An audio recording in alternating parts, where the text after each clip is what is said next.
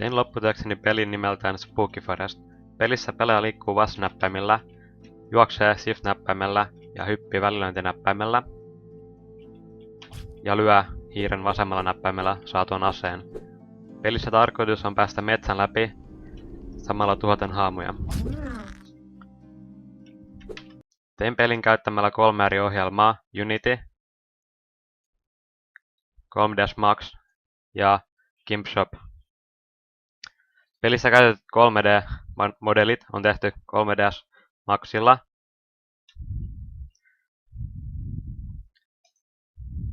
Tässä on tuhottu tiilitalo, joka löytyy pelistä. Kaikki objektit on tehty aloittaen perusbokseilla, joita sitten on muokattu eri muotoihin. Ja lopputuloksena on erilaisia hienoja modeleita. Tässä on pelissä käytetty miakan pidike. Tässä miakka.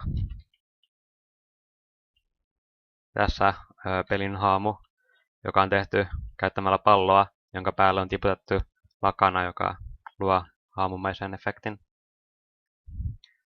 Objekteihin on käytetty eri tekstuureita, jotka on aseteltu oikein käyttämällä GIMP-shoppia. Peli itse on tehty Unityssä.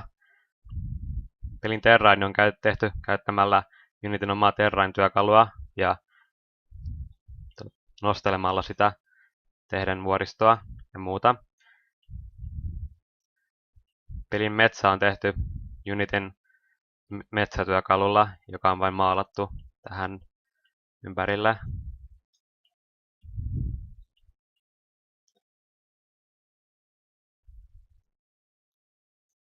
Pelissä pelaaja kulkee hiekkatietä pitkin kohdaten haamuja. Hiekkatie haarautuu ja toisesta päästä löytyy tiilitalo. Ja toisesta päästä löytyy iso miakka, jonka avulla voi tuhota pelin pääpomon.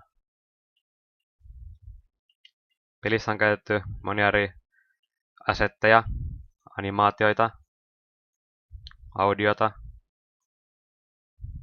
Maxissa tuotuja modeleja, eri skriptejä, jotka näkyvät tuossa.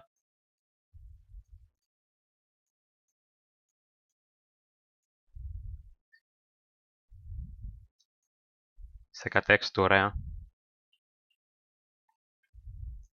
Pelin tekoon minua on auttanut Igor Aherne ja Bräkkeys, jonka tutoriaalit ovat opettaneet minulle 3ds Maxin ja Unityn käyttöä.